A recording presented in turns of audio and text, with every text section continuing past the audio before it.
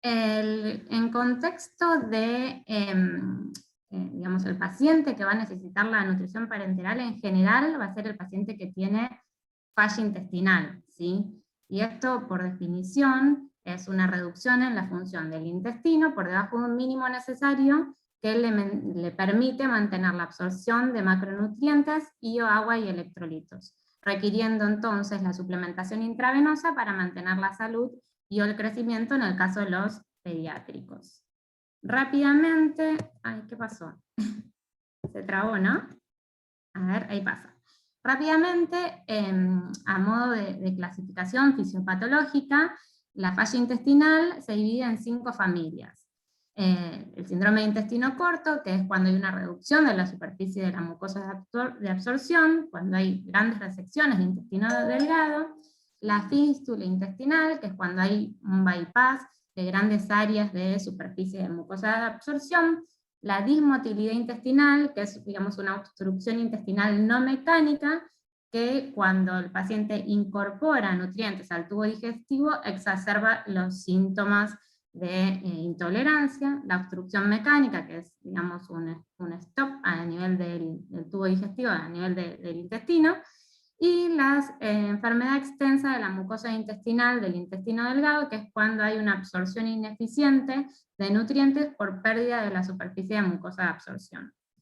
Viéndolo en forma más simplificada, y por ahí en pacientes que podemos tener en área crítica y en piso de internación, ya sea clínico o quirúrgico, el síndrome de intestino corto, por ejemplo, van a ser pacientes que han sufrido complicaciones quirúrgicas, que tuvieron resecciones por isquemia mesentérica o por una enfermedad inflamatoria intestinal como Crohn, por vólvulos, por trauma. La fístula intestinal puede ser también inflamatoria, infecciosa, neoplásica, traumática o iatrogénica, como complicación de una cirugía abdominal. La dismotilidad intestinal, lo que vemos más frecuentemente en el hospital es un hilio posoperatorio prolongado, o lo que es menos frecuente, pero sí hay que tenerlo en cuenta porque hay pacientes que presentan pseudoobstrucción, como por ejemplo en las conectivopatías o la linfopatía visceral. La obstrucción mecánica, que también esto lo vemos cuando hay un lobe a nivel de cavidad o adherencias o una carcinomatosis peritoneal. Y la enfermedad extensa de la mucosa intestinal es, por ejemplo, el Crohn, las linfagiectasias intestinales, la enfermedad celíaca severa, la mucositis actínica o la mucositis por quimioterapia o autoinmune. De acuerdo a la duración de esta falla intestinal, las podemos dividir en agudas, subagudas o crónicas. Esto es en función de lo que duran. La aguda hasta 14 días, por ejemplo, es un posoperatorio, una cirugía abdominal, se autolimitan. La subaguda, a menudo es un paciente que tiene una cierta inestabilidad metabólica, ¿sí? El típico paciente con una catástrofe abdominal en donde requiere suplementación endovenosa por semanas o meses. Y la crónica ya son pacientes estables que requieren una suplementación endovenosa durante meses o años y puede ser reversible o irreversible. Lo dividimos en dos, la tipo 1 y 2 la vamos a tener en un marco hospitalario, ya sea dentro de una unidad de cuidados intensivos o en área de internación en piso común, y la tipo 3 la vamos a tener en un marco domiciliario, ¿sí? Para que sepan que este tratamiento se puede dar en estos dos escenarios.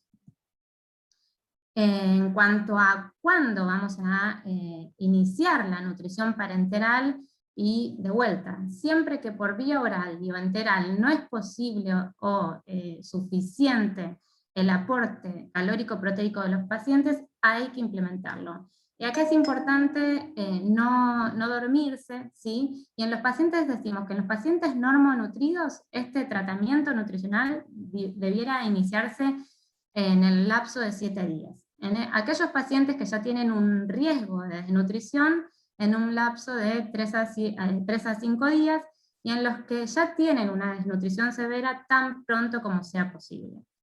El único motivo que retrasa el inicio de la nutrición parenteral son las primeras 24-48 horas post-injuria, en donde, por ejemplo, paciente politrauma con trauma abdominal, o cualquier tipo de injuria grave, paciente, esto en el contexto, en el marco de la unidad de cuidados intensivos, la fase EB, que decimos de bajo flujo, en donde hay hipovolemia, shock e hipoxia tisular, en donde ahí lo que se hace es la resucitación y la estabilización del paciente, y ya a las 36-48 horas iniciamos el soporte, porque de esta fase de bajo flujo pasamos a una fase de hipermetabolismo, hipercatabolismo, y la única forma de, digamos, de hacerle frente a eso es con un soporte nutricional adecuado, ya sea enteral o, cuando no sea posible, en forma parenteral.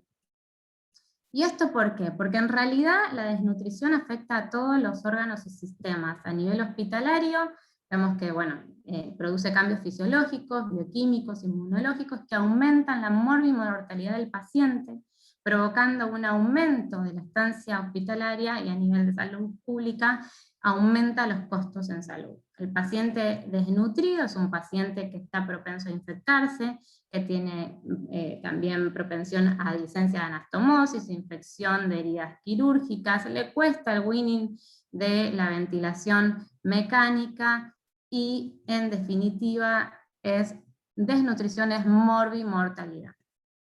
Ahora, ¿cómo vamos a implementar la nutrición parenteral? Como primera medida vamos a hacer el cálculo del requerimiento nutricional del paciente. Luego vamos a elegir el acceso venoso que vamos a utilizar para infundir esto, la bolsa de nutrición parenteral que tengamos disponible, y, como siempre en todo tratamiento médico, el monitoreo, que es muy importante. En cuanto al requerimiento calórico, hay fórmulas predictivas. Está la más conocida, la ecuación de Harris-Benedict, que digamos, estima el valor calórico del paciente. En los pacientes injuriados hay un factor que es el factor de injuria, que se le agrega. En definitiva, lo que usamos en el día a día es una ecuación simplista basada en el peso corporal del paciente, en donde, dependiendo del soporte que vamos a hacer, ya sea soporte metabólico en el paciente crítico, mantenimiento nutricional ya en el paciente estable, en el paciente en piso, o recuperación nutricional, son las kilocalorías por kilo de peso por día que le vamos a administrar. Soporte metabólico en el crítico entre 20 y 25 kilocalorías por kilo de peso por día. En mantenimiento nutricional, paciente estable, 30 kilocalorías por kilo de peso por día, y ya en el paciente estable, pero que requiere represión nutricional, vamos a usar alrededor de 35 kilocalorías por kilo de peso por día. Solamente a modo de comentario, porque aparece en todos los artículos, y digamos es el gol estándar a la hora de evaluar el gasto, el requerimiento calórico del paciente, está la calorimetría indirecta. En realidad acá vemos el calorímetro. El calorímetro lleva un sensor que se coloca luego del humidificador que tiene el paciente, el tubo orotraqueal, y entre las tubuladuras del respirador se pone un sensor que lo que mide es el consumo de oxígeno y la producción de dióxido de carbono. En 15 minutos aproximadamente de estudio, arroja el requerimiento, el gasto energético basal del paciente. Sobre todo sirve en los extremos de peso, ya sea en pacientes obesos mórbidos, o en pacientes muy adelgazados, pero bueno, volviendo a la práctica diaria y a simplificar, la ecuación en función del peso corporal tiene muy buena correlación. En cuanto a los requerimientos proteicos, lo mismo. Usamos ecuación basada en el peso corporal. Cuando hacemos un soporte metabólico en un paciente crítico, vamos a usar un poco más, entre 1.5 y 2 gramos kilo de peso por día. Esto teniendo en cuenta un paciente que no tiene otra falla orgánica asociada, no es un paciente con falla renal y un paciente con falla hepática. También dentro de la falla renal los dividimos en dos, los que están con terapia de reemplazo, que esos sí van a tener un mayor requerimiento proteico, y los que no, donde ahí vamos a estar levemente limitados en el paciente crítico. En cuanto al mantenimiento, en paciente estable, colocamos entre 1 y 1,5 gramos kilopeso por día de proteínas. Otra de las cosas que se puede hacer para poder ver el balance nitrogenado es hacer el nitrógeno ureico de 24 horas, con esta fórmula que les presento acá, tener en cuenta que para evaluar la excreción urinaria diaria de nitrógeno, el paciente tiene que tener un clearance de creatinina mayor o igual a 30, ¿sí? Y en base a los gramos de nitrógeno que el paciente pierde en forma urinaria por día, podemos ver el grado de hipercatabolismo que tiene. Y entonces, de esa forma, podemos ver el nitrógeno, los gramos que aportamos y los que pierde, y hacer un balance. La realidad es que en el paciente crítico tienen altas pérdidas porque son pacientes hipercatabólicos, y siempre tratamos de que sea lo menos negativo posible para hacerle frente a este hipercatabolismo y que el paciente conserve su masa muscular. 2 palabras del paciente obeso crítico, porque índice de masa corporal de 30 o más en nuestra población y en la población mundial en general, digamos, 2 a 3 de cada 10 lo tienen, y esto es importante, y sobre todo en paciente crítico es frecuente el paciente obeso. Y el cálculo calórico podemos hacerlo en base al peso real o en base al peso ideal. En cuanto al peso ideal, colocamos el peso real, entre 11 y 14 kilocalorías día. En cuanto al peso ideal, colocamos entre 22 y 25 kilocalorías días.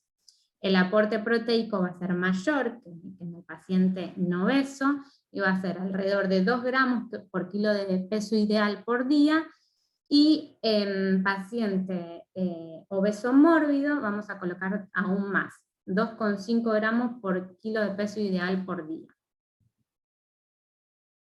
Tipos de bolsa de nutrición parenteral tenemos 2, la estándar y la magistral. La bolsa estándar es una bolsa industrial que contiene dosis fijas de macronutrientes en cada uno de estos canelones que vemos aquí, y mínimo aporte de electrolítico, careciendo de aporte de oligoelementos y de vitaminas. Estos 3 compartimientos, que cada uno tiene un macronutriente, ¿sí?, se van a unir a través de realizar presión inmediatamente antes de utilizar, ¿sí? Una vez que se unen los 3 compartimientos, la bolsa dura 24 horas, como vamos a ver que dura colgada también la bolsa magistral.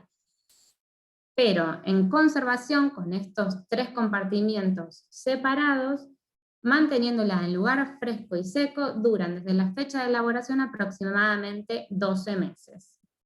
La bolsa magistral es una bolsa personalizada, en donde tanto los macro como los micronutrientes y el líquido, el volumen, lo vamos a individualizar al requerimiento del paciente. Las mismas deben ser transportadas y almacenadas bajo refrigeración, alrededor de 4 a 8 grados centígrados, y duran desde la fecha de elaboración entre 72 horas las que tienen lípidos, 96 las que no tienen lípidos, y actualmente algunos laboratorios, y dependiendo de la formulación, pueden durar hasta 7 días. La elaboración de estas bolsas magistrales se realiza en laboratorios. Los componentes se mezclan en área estéril, dentro de una campana que vemos aquí, de flujo laminar, con un personal que está capacitado y entrenado, lo cual asegura la calidad, la estabilidad y la esterilidad de la preparación. Es muy importante el tema de la limpieza y del control ambiental. Y vimos cómo las elaboramos, y también se tienen que administrar de la misma forma, en forma aséptica. La bolsa siempre, se va a administrar con una bomba de infusión continua, por un catéter que va a ser nuevo, un lumen exclusivo, previo control radiológico, luego de colocado, con la conexión y desconexión, como les decía, siguiendo una técnica aséptica. El recambio de la guía de infusión y el filtro va a ser cada 24 horas, o sea, con cada bolsa. La bolsa dura 24 horas. El circuito siempre cerrado, no se puede violar. Una vez que la bolsa está colgada, no es que el paciente se va a un estudio, desconecto y el paciente se va a la tomografía. No, el paciente, si va a hacer un estudio en menos de 30 minutos, hay que hacer un escalonamiento previo, ¿sí?, para suspender la infusión, pero de forma escalonada, va con todo conectado, cerrado el circuito, y regresa y inmediatamente vuelve a la infusión, ¿sí? No puede estar sin pasar más de 30, 40 minutos, ¿sí? En el contexto hospitalario la infusión es continua justamente para evitar la manipulación, o sea, sería una sola conexión y desconexión en un solo tiempo. En el contexto domiciliario, la infusión se hace cíclica, vamos a ver que son diferentes catéteres, y lleva un escalonamiento de inicio y fin. Es importante esto del escalonamiento de inicio y fin porque, sobre todo, cuando uno interrumpe de forma brusca la infusión de la parenteral, el paciente puede presentar hipoglucemia. Y el tipo de soporte parenteral va a ser, según tenga todos los 3 macronutrientes o no, completo o parcial, según se utilice un acceso venoso, ya sea periférico o central, va a ser central o periférico, y según el aporte calórico proteico total, va a ser exclusivo, y si es parcial va a ser complementario. La nutrición parenteral por acceso venoso periférico en adultos prácticamente no lo usamos porque no permite periodos mayores de 10 días, el límite de la osmolaridad, la fórmula de parenteral para administrar por periférico es de 900 milimol litro. Esto nos impide pasar un aporte calórico proteico objetivo, tienen que ser, si no, bolsas de mucho volumen, ¿sí?, muy diluidas, con bajo aporte de electrolitos, hay que ver realmente si el paciente tolera ese volumen, y sobre todo tiene mucho riesgo de flebitis, hay que rotar el acceso cada 72 horas, y si a veces extravasa el líquido puede generar mucha reacción local. Así que prácticamente en adultos no lo usamos. En adultos, en el marco hospitalario, usamos el catéter central percutáneo no tunelizado, que como primera elección elegimos las venas subclavias, siempre el lado derecho, preferible del izquierdo porque tienen menos riesgo de trombosis, o las yugulares internas. Las venas femorales se dejan como último recurso porque tienen un alto riesgo de infección. La permanencia de estos catéteres es alrededor de 5 días hasta semanas, por supuesto es apropiado en el marco de un cuidado agudo, y no es factible este catéter para el domicilio, porque es fácilmente desplazable. En el marco domiciliario, el catéter que se selecciona generalmente es el tunelizado, tipo Hickman o Broviac, ¿sí?, que se coloca a través de una cirugía o fluoroscopía. Tiene una duración de años, si el paciente realmente lo cuida, ¿sí? Este catéter tunelizado tiene la particularidad de tener un TAF dentro del túnel, que inhibe o disminuye la migración microbiana y disminuye el riesgo de esta forma de infección asociada a catéter, y por sobre todas las cosas también lo mantiene en posición, disminuyendo el riesgo de desplazamiento. Como consideraciones respecto a la nutrición parenteral, no genera restricciones en cuanto a la movilidad del miembro superior, que por ejemplo el catéter central de inserción periférica suele generarlo, facilita el autocuidado, el catéter puede ser fácilmente escondido debajo de la ropa, no generando tanto impacto en la imagen corporal del paciente. Dos comentarios del catéter tipo PIC: tener en cuenta que es un catéter que, si bien el máximo tiempo de permanencia no está del todo conocido, hay en publicaciones que dicen hasta 30 días, hay otras publicaciones que dicen hasta 3 o 4 meses, es un catéter que es adecuado para el cuidado en el marco hospitalario y también para una nutrición parenteral de mediano plazo, ¿sí? Lo que hay que tener en cuenta es que la contra es que tiene un riesgo de trombosis, con lo cual si uno lo que quiere preservar es el vaso, no sería un catéter que fuéramos a elegir. Son catéteres que se insertan a través de una vena del brazo y la punta queda sobre la vena cava superior en el tercio inferior en unión a la aurícula derecha. El catéter implantado prácticamente no lo usamos actualmente para la nutrición parenteral, si bien duran muchos años con el cuidado. El tema es que para accederlo siempre hay que utilizar una aguja, ¿sí? Roma, y bueno, es como todos los días habría que punzar el porta para accederlo. ¿Sí? Sí sería por ahí un catéter ideal cuando es baja la frecuencia de uso, ¿sí? Cuando hay que accederlo intermitentemente, sí sería bueno. Idealmente se usa para pacientes en quimioterapia. Bueno, y ahora ya metiéndonos a la prescripción de la bolsa magistral, cómo vamos a poner todos estos nutrientes adentro de la bolsa. Como vimos hasta ahora, en primera instancia hacemos el cálculo del requerimiento calórico proteico, según el paciente requiera un soporte metabólico, un mantenimiento o una represión. La distribución de los macronutrientes, los hidratos de carbono, los lípidos y las proteínas, va a ser de forma armónica, y los micronutrientes, los electrolitos, va a ser en función del laboratorio del paciente y de si tiene o no alguna falla orgánica asociada. Los oligoelementos y las vitaminas, en cuanto a la prescripción, podemos usar basales de oligoelementos, y las vitaminas, la dosis diaria recomendada. En cuanto a oligoelementos, ahora más adelante vamos a ver que hay algunas particularidades si el paciente tiene o no alguna afección asociada. Y tener en cuenta, sobre todo en unidad de cuidados intensivos, cuando se usa como sedante el propofol, que está vehiculizado en lípidos, sobre todo pacientes que requieren, no sé, 400, 500 mililitros, son casi 40 gramos de lípidos, y eso lo tenemos que tener en cuenta y descontarlo al requerimiento que le calculamos del lípido al paciente, porque si no le podemos generar una hipertrigliceridemia.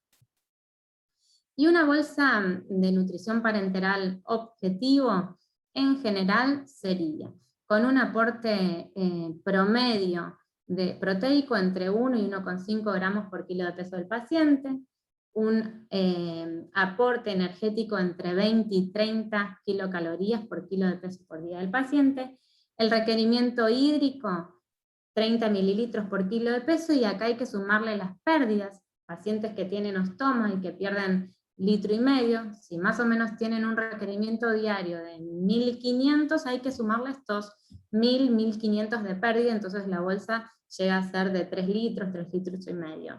Las bolsas de parenteral pueden ser de hasta de 4 litros. Si el paciente tiene muchas pérdidas y requiere más volumen, se hace la expansión por fuera. ¿Sí? En el marco hospitalario, a través del plan de hidratación parenteral, en el marco domiciliario hacemos expansión si hiciera falta.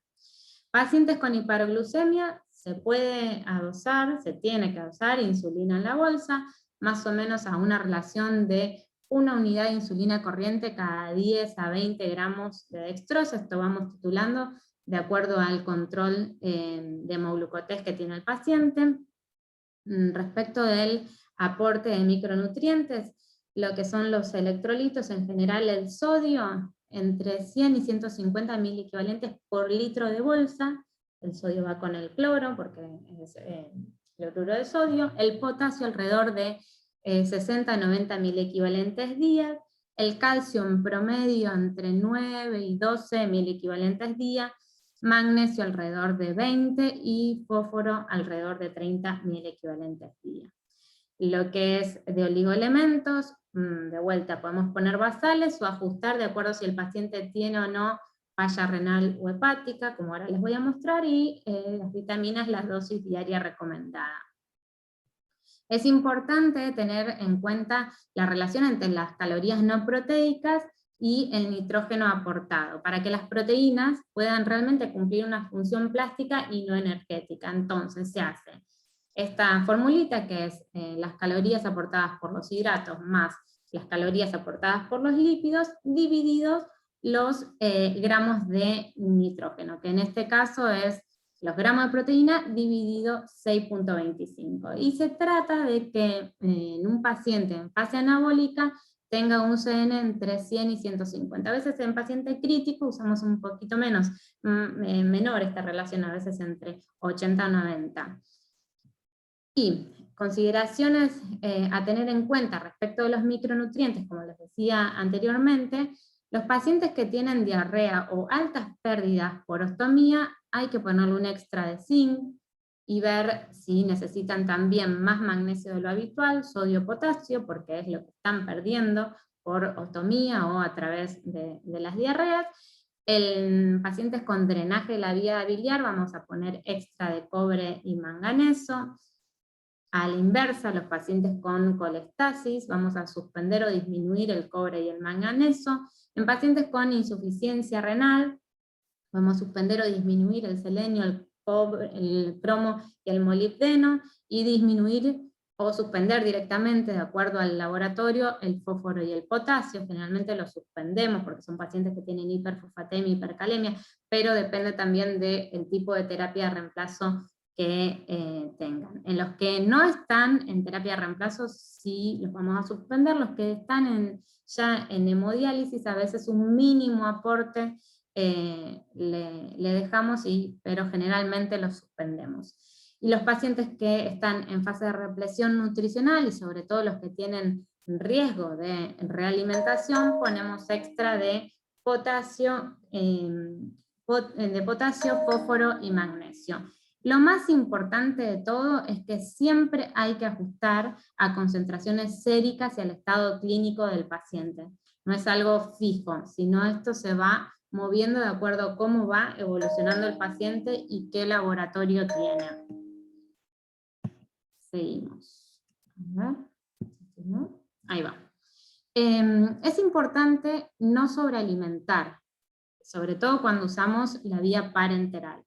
Y hay, entre comillas, una regla para evitar superar el máximo diario de cada macronutriente, y por ejemplo para la glucosa, no superar los 5 gramos kilo día, para los lípidos no superar el gramo a gramo punto 5, el gramo diría, kilo peso día, y las proteínas, en realidad acá puse la salvedad, no es 1,5, en pacientes críticos solemos usar más, y ni que hablar en paciente con obesidad mórbida, en donde utilizamos más. Pero es muy importante tanto la glucosa como el lípido no sobrepasar los máximos para evitar la sobrealimentación. Cuando el paciente está en domicilio, que lo solemos ciclar, es importante también tener en cuenta la tasa de oxidación de la glucosa, que es de 5 miligramos kilo peso minuto, ¿sí? A la hora de decir cuántas horas el paciente va a estar conectado, tenemos que tener en cuenta este cálculo. Ahora bien, ya vimos la bolsa, vamos a iniciar el soporte. Es importante contar con un laboratorio previo al inicio, en donde vamos a poder ver si hay alguna anormalidad electrolítica y o metabólica, y corregirla siempre antes. Vamos a pedir triglicéridos, urea, glucemia, ionograma, y es muy importante no olvidar el fósforo y el magnesio.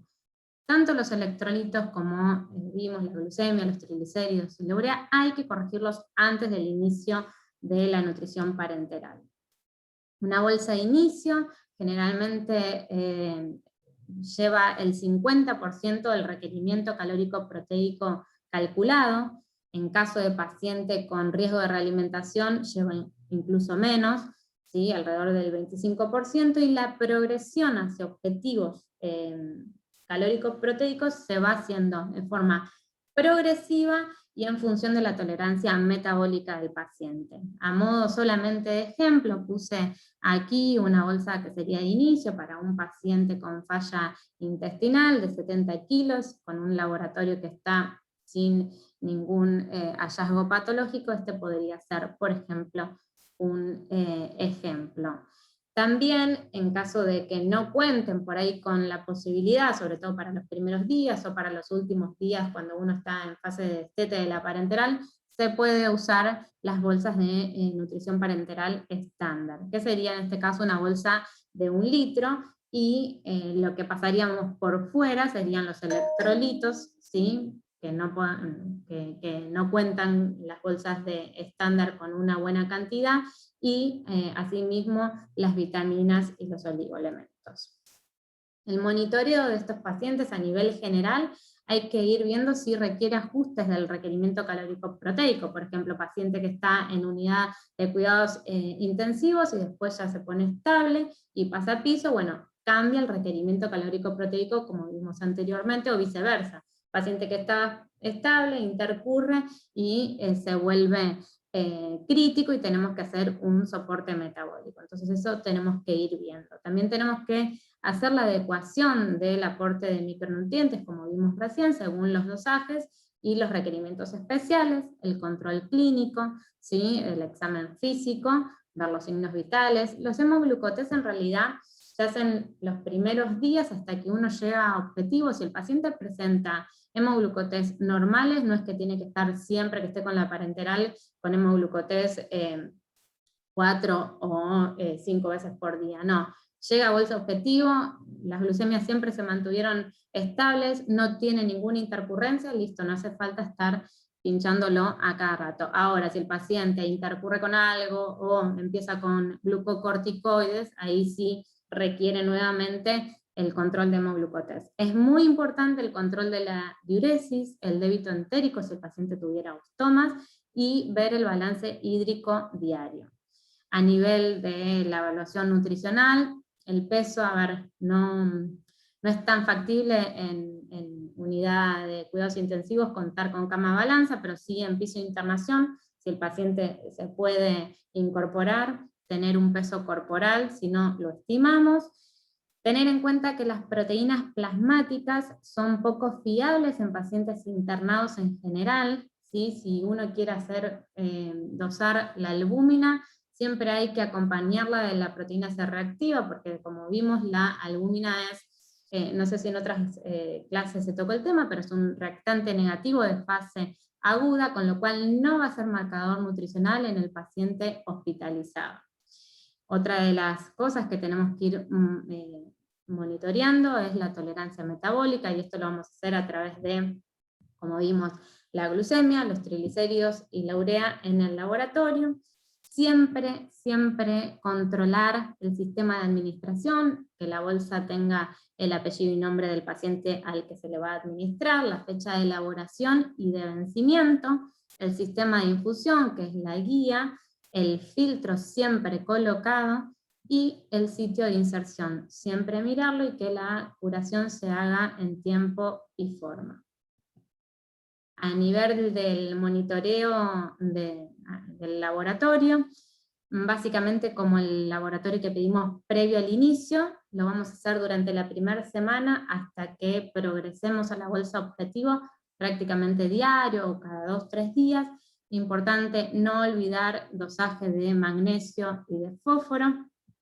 Y uno de los puntos importantes, recordar que el objetivo de glucemia intrainfusión es entre 140 y 180. En situaciones de hiperglucemia, si hace falta, se puede agregar, como vimos, insulina en la bolsa, a razón de entre 10 y 20 gramos de glucosa, una unidad. Y los triglicéridos se permite hasta un valor de 400 intrainfusión. En caso de hipertrigliceridemia, puede ser porque estemos infundiendo muy rápido muchos lípidos, puede ser porque el paciente esté con mal control glucémico, puede ser también porque el paciente esté recibiendo, por ejemplo, propofol, y todas esas cosas tenemos que ir teniendo en cuenta. Habitualmente no suelen hacer hipertrigliceridemia. En el caso de la hipoglucemia, siempre tener en cuenta que la suspensión de la parenteral no es brusca. Si el paciente intercurre o rápidamente hay que llevarlo a algún estudio, y hay que cortar sí o sí la infusión de la parenteral sin haberlo previsto, se le coloca una dextrosa al día en infusión y nos evitamos el riesgo de hipoglucemia para el paciente. Y ya para terminar, última diapositiva, solamente les quería recordar del síndrome de realimentación, de por qué es tan importante el dosaje de fósforo, magnesio y de potasio antes y durante el inicio de la parenteral, y es porque el síndrome de realimentación en sí es una alteración de los electrolitos, los lípidos y las vitaminas, que ocurre como reincorporación de nutrientes, ya sea por vía oral, enteral o parenteral, en un paciente que tiene un cierto grado de desnutrición. Y esto conlleva también una alta morbimortalidad, porque un trastorno electrolítico lo puede llevar al paciente a un trastorno eléctrico cardíaco y a la muerte si no se prevé, no se diagnostica y se trata, ¿sí? El signo principal es la hipofosfatemia. Y esto se da en el contexto de que un paciente que venía ayunado o desnutrido pasa de una fase de catabolismo a una fase de anabolismo, cuando lo realimento, con la principal hormona que es la insulina, que es anabólica, en donde ingresa, digamos, todos los nutrientes, principalmente la glucosa, a la célula, y esto también lleva a la captación de electrolitos de potasio, de magnesio y de fósforo. Y se previene el síndrome de realimentación identificando primero el paciente en riesgo, luego haciendo una adecuada estimación del requerimiento calórico proteico. Y de lo que calculamos, como habíamos visto anteriormente, iniciar con alrededor del 25% de estos requerimientos calculados, y progresar hasta el objetivo en no menos de 5 días. Habitualmente en un paciente sin riesgo de realimentación, a las 48, 72 horas ya lo estamos llevando cerca del objetivo calórico proteico. A estos pacientes nos tenemos que tomar un poco más de tiempo. Siempre hay que corregir las anormalidades electrolíticas, como vimos, el fósforo, el potasio, el magnesio, antes y durante el tratamiento con la nutrición parenteral, suplementación vitamínica, principalmente la tiamina. Esto se pasa por fuera, en la bolsa va la dosis diaria, pero por fuera pasamos un extra, y durante la primera semana, de tiamina, de 200 miligramos día endovenoso, y tratar de minimizar el aporte en líquidos y de sodio para evitar una ganancia de peso, digamos, edematizar al paciente. La ganancia de peso no debería ser mayor a 1 kilo por semana. Bueno, y con esto terminamos. A ver. Dejo de compartir. A ver. Acá. Ahí. Buenísimo, Lu. Muchas gracias. Bueno, abrimos obviamente en el chat para algunas preguntas. Yo tengo algunas preguntas y algunos comentarios.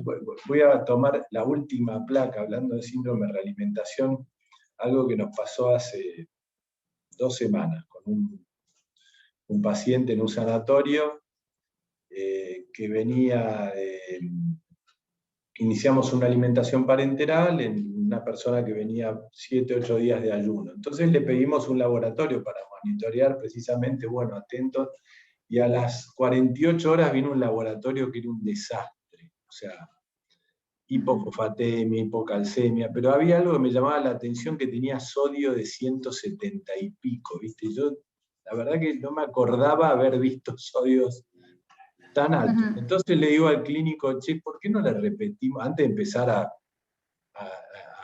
aportarle cosas? Bueno, le repetimos el laboratorio a las 3 horas y había sido un error técnico. Por ahí habían sacado de donde estaba la infusión de la parenteral. No sabemos, pero lo repetimos y dio prácticamente normal. O sea que obviamente hay que monitorear, y cuando uno ve algo muy fuera de lo habitual, chequearlo antes de tomar medidas por ahí de reposiciones rápidas, sobre todo. Sí, pero bueno, sí, totalmente. Eso quería tomarlo como un tema. Te voy haciendo algunas preguntas. Cuando hablaste al principio del tema de inestabilidad metabólica severa, ¿no? Sí. Esto quiere En decir realidad, que hay inestabilidades metabólicas en donde yo puedo usar la parenteral, ¿no? sea, Sí, sí. Sí, ¿qué? en realidad de esa diapo, por ahí no se entendió tan claro.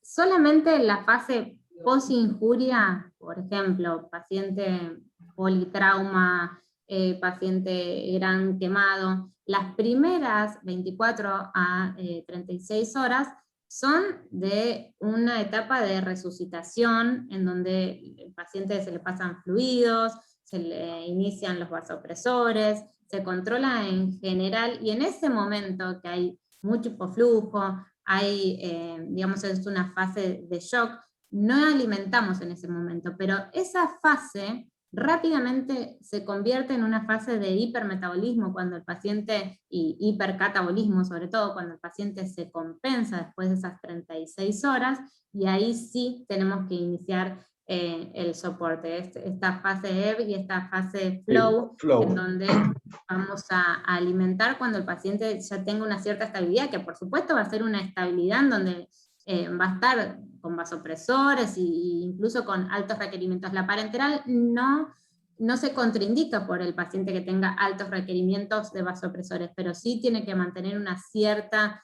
o sea, haber tenido una resucitación previa. Perfecto.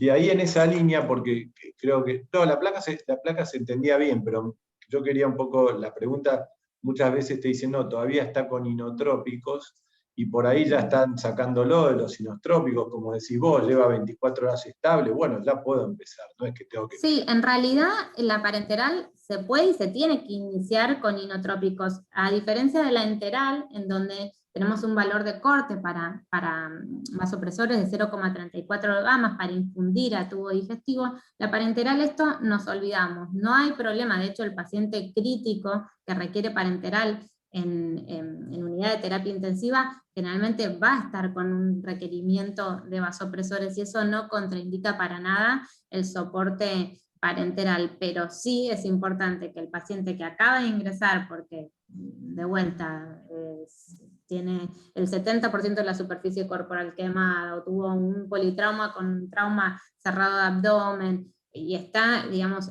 al inicio de sus primeras horas en la unidad de terapia intensiva, y hay que resucitarlo, y no es que rápidamente ponerle la bolsa parenteral, no, lo resucitamos y a las 24 horas le iniciamos. Ahora, ahí hay un concepto que vos lo dijiste bien, pero que vale la pena reafirmarlo, que es esto de que cambió en la última década, de que la parenteral, si uno empieza un poquito más tarde, no está tan mal, ¿no? Por ahí hace 15, 20 años estaba todo este concepto del soporte temprano y se mezclaba todo, y hoy ya sabemos que a veces, sobre todo en pacientes nutridos, digamos, que muchas veces empezar después del séptimo día, y hay trabajos que lo han demostrado, hasta tienen menos mortalidad esos pacientes, ¿no? Sí, sí, sí, y de todas formas igual lo que tiene que quedar como concepto, que el soporte nutricional se tiene que iniciar tan pronto como el paciente esté estable, y tan pronto como sea posible. Digamos, yo lo que ahí había puesto, bueno, en el normonutrido nos podemos dar el tiempo de 7 días, pero si ya sabemos que un paciente, a ver, tuvo una resección extensa de intestino delgado, que no tiene intestino, no voy a esperar a 7 días porque venía normonutrido, no, a ese paciente le inicio a las 36 horas la parenteral. Y ahí hay otro concepto que, perdón que te interrumpa, que tiene que ver justo con el quirúrgico, porque yo creo que en general en el soporte hay algo que a mí me parece interesante, que más que hablar de soporte temprano, hay que planificar el soporte, digamos, hay que anticiparse a las necesidades, y muchas veces, sobre todo en los quirúrgicos, pasa eso, tanto en la enteral como en la parenteral. Un paciente le programa, por decir algo, una cirugía de colon, y el paciente sabe hace un mes que se va a operar, o hace 20 días. Y ese paciente tiene que tener un plan de soporte, decir, bueno, vamos, por decir, un mes antes va a empezar en la casa con una suplementación oral. Si está muy desnutrido, hará soporte perioperatorio más intensivo. Sí, totalmente. Creo que ahí todavía hay mucho para recorrer con la parenteral, inclusive, ¿no? Hacer parenteral perioperatoria antes, preoperatoria. Paciente que no puede usar el tubo digestivo, con 7 a 10 días antes de soporte nutricional parenteral, le mejoro digamos, la expectativa en el perioperatorio y en el posoperatorio, menor riesgo de complicación en el posoperatorio. Paciente que, digamos, no es que hay que dejarlo que llegue en su peor condición a la cirugía y bueno, y después que vea cómo recupera. No, si el paciente se tiene que operar, como vos decís, hacer un soporte programado, un soporte inteligente, porque al paciente realmente le va a ir mejor. Sí. Y otra pregunta, hablaste de peso real, peso ideal, sobre todo en el obeso crítico, pero también siempre es un poco un dilema a veces en el paciente desnutrido severo, ¿no? ¿Vos qué preferís? ¿Sos más de trabajar sobre lo ideal o sobre lo real? No, a ver, en el ¿O un obeso, mix? no, a ver, la guía del paciente obeso crítico permite las dos cosas. Yo suelo trabajar sobre, si el paciente puede referir o el familiar el peso último, sobre eso. Y si no, bueno, hago estimación y por ahí estimo en base al peso ideal, le hago el aporte calórico. Y eso mismo lo uso, bueno, si bien son diferentes los números por kilocaloría, por kilo de peso por día, pero lo mismo hago con el paciente normopeso, digamos. Habitualmente son pacientes que no saben referir, porque por ahí no se pesaron últimamente, o son pacientes que están intubados en terapia y uno no tiene por ahí el acceso en ese momento al familiar, o el paciente está intubado y no lo puede referir, entonces hago una estimación del peso, y en base a eso sí utilizo la fórmula simplificada, no es que estoy calculando según el Harris, bueno, no tenemos, en cuanto a la colorimetría indirecta, está disponible en muy pocos centros, así que eso, bueno, no lo tenemos disponible. Bien, bueno, yo todavía tengo un par de preguntas, igual está el chat abierto y me parece que no estamos con muchos comentarios, pero a mí me quedan todavía cosas. Algo que lo dijiste, pero que también siempre me parece válido, que es esto de no pensar que la parenteral corrige situaciones agudas, ¿no? A veces no viene el terapista o el cirujano y dice, mirá, está con una hipopotasemia, corregísela. La respuesta adecuada es, mira, decirle al médico intensivista que le haga la reposición rápida de potasio, yo para adelante puedo mejorar los aportes, ¿no? Porque a veces si no uno cree que es una solución a problemas. Esto es una nutrición, no es un Sí, tratamiento farmacológico de una depresión aguda, ¿no? es tal cual lo que decís. Uno lo puede amortiguar, sobre todo con la nutrición magistral, la parenteral magistral, uno puede amortiguar o bueno, hacer un aporte extra, pero si es severo, digamos, la depresión de X electrolito, la reposición debe ser rápida y por fuera. Digamos, no es que la parenteral se infunde en 24 horas. Si el paciente está con un fósforo de 1,5, hay que reponerlo, digamos, no en 24 horas. La infusión se pasa en 8 horas, pero bueno, hay que pasar una, hacer el dosaje, y si hace falta pasar otra. Uno con la parenteral magistral puede ayudar, puede amortiguar esto, pero no hacemos reposiciones por parenteral, no. Bien, y el otro punto que me parece como para también acentuar es el concepto de las calorías ocultas, por un lado, y el otro es que cuando calculamos, a veces uno lo ve por ahí en equipos que no tienen tanto expertise en manejo de parenterales, que va ese médico, le calcula, por decir algo, no sé, un volumen de agua de 1500 mililitros, de acuerdo al peso del paciente, pero no tienen en cuenta que a lo mejor está recibiendo por una vía periférica 2,5 litros entre antibióticos, y que ahí también va energía, ahí también va destroza, va un montón de cuestiones que después terminan sobrecargando de volumen, no solamente un aumento de peso, vos lo dijiste, un aumento de peso de agua, en realidad un peso líquido, sino generando complicaciones de otro tipo, ¿no? Por el tema de las hiperglucemias, por el tema de distintas cuestiones, del flujo de glucosa. Sí, tal cual, tal cual. Con la dextrosa al 5, a ver, si no pasaría tanto si no es que pasan un plan de hidratación muy amplio. Pero sí es muy importante tener en cuenta cuando se infunden, por ejemplo, propofol, eso es importantísimo, porque uno tiene que chequearlo y tiene que restarlo al aporte que uno está haciendo de lípidos, si no le podemos generar un problema al paciente. Lo mismo pasa con terapias asociadas, por ahí inician, no sé, pulso de solumedrol, uno lo tiene que saber que el paciente va a estar con altas dosis de corticoide, ¿sí? Porque ahí hay que ir viendo de hacerle un aporte de insulina, e ir corrigiendo, digamos, esas anormalidades que pueden surgir. Sí, sí, totalmente. Y en cuanto a volumen hay que tenerlo en cuenta, sobre todo en paciente que tenga por ahí asociado a una insuficiencia cardíaca, en donde le podemos generar una sobrecarga de volumen y, bueno, hasta un edema agudo de pulmón. Y en la hiperglucemia, y ya con esto sería la última, en la hiperglucemia vos hablaste obviamente de aditivar la bolsa en algunos casos, pero en el medio, supongamos que yo tengo un paciente que empieza a manejar glucemias de 240, 230, por ahí 300, no lo conocíamos diabético, digamos, es una situación secundaria al estrés. ¿Vos preferís pasar directamente a la bolsa con insulina o haces un camino en el medio de reglarle insulina y no correcciones permanentemente? Depende el tipo de paciente. En paciente en piso, sí, solemos poner por ahí insulina subcutánea, o en principio hacemos control y corrección con insulina subcutánea. Eso hasta ver cuál es el requerimiento del paciente, mínimo 24 o 48 horas antes de ponerle insulina en la bolsa.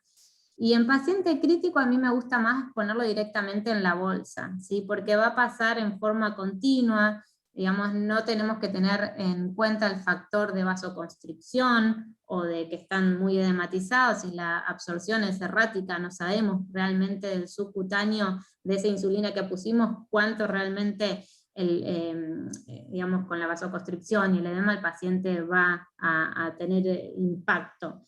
Así que en principio, sí, 24 o 48 horas de monitoreo, en ese interín usar la corrección con insulina subcutánea, pero después sí ya voy al aporte en bolsa. No estaría mal igual hacerlo por subcutáneo. Por eso, ponerle una insulina de mayor duración, digamos. Basal, sí, sí, sí. Un basal Totalmente. o cada 12 horas y correcciones, como uno maneja habitualmente a un diabético, para evitar, por lo que hablamos alguna vez, de que la estabilidad a veces también hace que si yo pongo insulina en la bolsa, bueno, algunos laboratorios, como sabemos, no te dejan. Sí, sí, es correcto, es correcto. Sí, O sea se puede hacer y está pero bueno no quedarme hacerlo. permanentemente en correcciones con corriente todo el No, tiempo, ¿no? 48 no, horas y tomar una totalmente. decisión para que tenga Sí, mejor estabilidad de los niveles. sí. Sí, o en bolsa o un análogo lento subcutáneo. Esas dos opciones están muy bien. Sí. Bueno, perfecto, Lu. Creo que con esto cumplimos el horario. Me pareció la verdad que muy buena. Quedan preguntas, era algo introductorio como siempre. Nos quedó hablar de un montón de cosas que, bueno, más adelante iremos viendo. Por ejemplo, tema catéteres hablaste, pero no hablamos de un montón de cosas de catéteres que nos quedan, pero bueno, yo te agradezco de nuevo, le agradezco a todos. Esto va a quedar en pocos días en el canal de YouTube de Salud y Soluciones. Así que también ahí lo pueden ver. Bien. Bueno, gracias a todos por participar. Hasta luego.